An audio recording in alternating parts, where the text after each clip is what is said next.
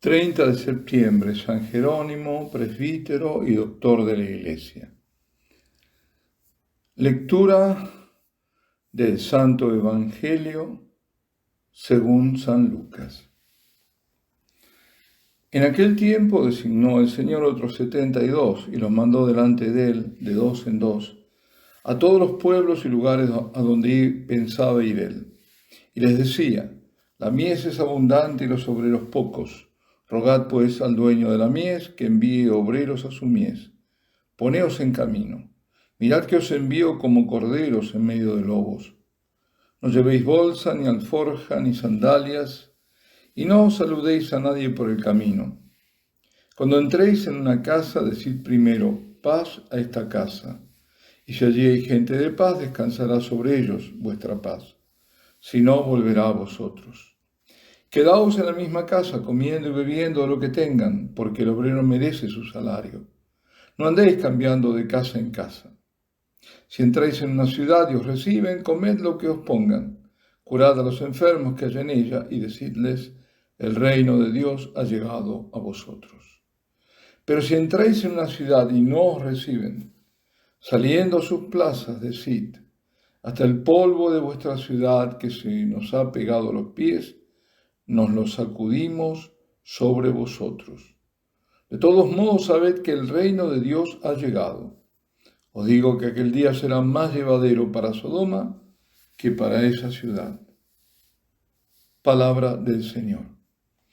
Sí, celebramos hoy a aquel gran estudioso de las Sagradas Escrituras que fue San Jerónimo, padre de la Iglesia. Un hombre de temperamento muy fuerte que muchas veces no lo podía contener. Por ello ha sido amado y odiado también por muchos. Y fogosas son, por ejemplo, sus cartas dirigidas a San Ambrosio o a San Agustín. Era oriundo de Dalmacia, hoy parte de Croacia. Nació hacia el 345. El centro de su vida fue la Biblia. La tradujo a la lengua latina, la comentó y se empeñó en vivirla, combatiendo con aquel temperamento suyo. De joven se sintió atraído por la vida mundana, pero prevaleció el deseo de ser cristiano y fue bautizado cuando tenía unos 20 años más o menos. Luego del bautismo se fue a Aquileia, donde hizo una vida ascética y donde se reunió a un grupo de fervientes cristianos que estaban reunidos en torno a su obispo. Luego se marchó a Oriente, vivió como ermitaño cerca de Alepo, en Siria, dedicándose seriamente a los estudios. Comenzó a estudiar hebreo. Esa es la época fecunda de contacto con la palabra de Dios y de la meditación en soledad, y también cuando advirtió el gran contraste que había entre la mentalidad pagana, hoy diríamos mundana, y la vida cristiana. Porque había contrastes. Se transfiere a Roma. El Papa Dámaso, que sabía de su competencia de estudioso y de su vida de asceta, lo asume como su secretario y también consejero. Y es el Papa quien lo alienta para que haga una nueva traducción latina de los textos bíblicos. Algunas personas de la aristocracia romana, nobles, sobre todo mujeres, deseosas de hacer un camino de perfección cristiana y de profundizar su conocimiento de la palabra de Dios, lo eligen como guía espiritual y maestro de los textos sagrados. Jerónimo tiene casi 40 años, quizás un poco más, cuando, luego de la muerte del Papa, deja Roma para peregrinar hacia Tierra Santa y luego ir a Egipto, porque era ahí una cuna del monaquismo, ahí florece el monaquismo, la Tebaides, ¿no? Se detiene en Belén, donde por la generosidad de aquellas nobles romanas han sido erigidos dos monasterios, uno de hombres y otro de mujeres, y un hospicio para los peregrinos a Tierra Santa. Allí en Belén vivió hasta su muerte. Su obra fue gigantesca. Tradujo, comentó la palabra, defendió la fe, se opuso vigorosamente a varias herejías, como solo él lo sabía hacer. Fue maestro para los monjes en la vía de la perfección. Enseñó cultura clásica y cristiana, acogió a peregrinos que iban a Tierra Santa. Era infatigable. Murió un 30 de septiembre del año 419 o 420, cuando tenía cerca de 80 años, junto a la gruta de Belén. Fue un hombre de gran erudición. La antífona de entrada de la misa de este día es del Salmo primero. Dichoso el hombre que medita la ley del Señor día y noche, dará fruto a su tiempo.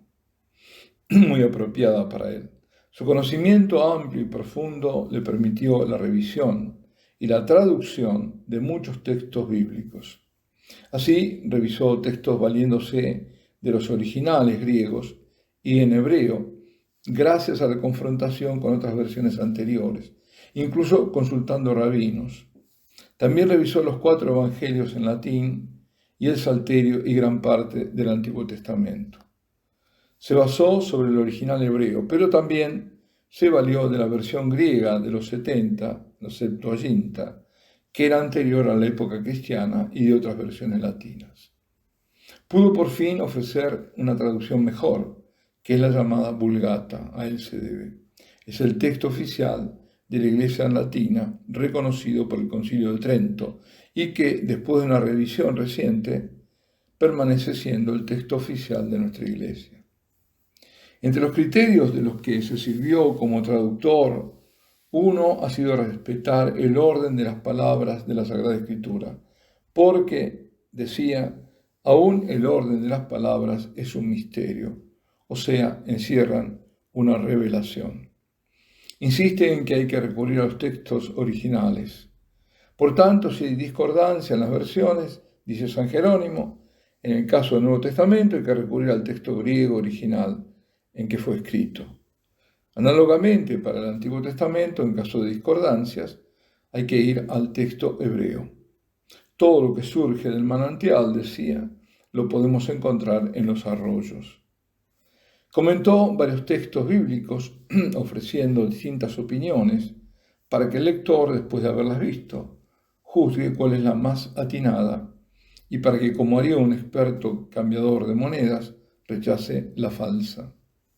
Refutó con aquella energía que le era propia a los herejes que se rebelaban a la tradición de la Iglesia. Siempre lo supo y lo sabrá. Escribió la biografía de más de un centenar de autores cristianos.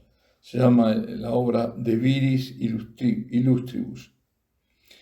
También la biografía de monjes, mostrando el ideal monástico. Tradujo varios autores griegos. Y luego el importante epistolario suyo, donde se muestra como hombre culto, asceta y guía de almas. San Jerónimo decía que ignorar las Escrituras es ignorar a Dios. Y ahora un breve comentario, siguiendo también esto, que venimos haciendo, de comentar el Evangelio del día. Y esta vez un comentario sobre la palabra que hoy nos ofrece la liturgia. La primera lectura es del libro de Nehemías. Este es un libro histórico que va junto al otro, el libro de Esdras. Nehemías era gobernador de Judea. ¿Cuándo? En la época en que los judíos estaban bajo el imperio persa. Los persas los habían liberado de los babilonios y regresaban del exilio. Y Esdras era escriba y sacerdote.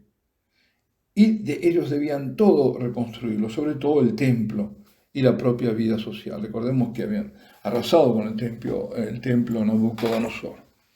Bueno, la lectura de hoy nos presenta el momento conmovedor cuando todo el pueblo se reúne ante la puerta de las aguas en Jerusalén para pedirle a Esdras que le lleve el libro de la ley de Moisés, es decir, la Torá, el Pentateuco. Y Esdras les lee desde el amanecer hasta el mediodía. El escriba y sacerdote estaba sobre una tarima. Cuando abre el libro, todos se ponen de pie. Esdras bendice a Dios y todos alzan las manos y dicen amén, amén. Y se arrodillan y luego se postran con el rostro en tierra. Y los otros sacerdotes, los levitas, explican al pueblo la ley mientras el pueblo permanece siempre de pie. Nehemías, el gobernador, Esdras, sacerdote y escriba, y los levitas les piden al pueblo que está conmocionado que dejen de llorar, porque ese es día de fiesta y no de luto. Id y comed bien, bebed vino dulce, porque este es un día consagrado al Señor, les dicen. Y todos, relata la palabra, exultaron y comieron y bebieron con gran alegría, porque habían comprendido las palabras que les habían sido proclamadas. Esto es lo que relata esta lectura, mostrándonos el hambre y la sed que después del cautiverio el pueblo de Israel tenía de la palabra de Dios, y cómo la devoraban y la alegría que les daba haberla comprendido, porque los sacerdotes cumplían con su deber de enseñarla rectamente. Y esto a mí me lleva, y creo que a muchos los llevará, al pensamiento contrario, es decir, avalado por la experiencia de tantos años ya que estamos padeciendo. Qué triste y cómo se lo deja morir de inanición al pueblo de Dios cuando no se lo alimenta con la palabra. Y peor aún, se la distorsiona con viles palabras que traicionan el mandato divino. Id al mundo entero y proclamad el Evangelio a toda la creación, dice el Señor. Sí, es verdad que muchos son indiferentes, sí, es cierto, pero aún a esos hay que anunciarles la verdad, porque no sabemos la gracia que recibirán por medio de la palabra de Dios, y si no serán sacudidos del letargo. Pero además hay todo un pueblo que quiere escuchar la palabra, y no aburridas consideraciones sociológicas, antropológicas, falsas, letales ideologías, o palabras burdas.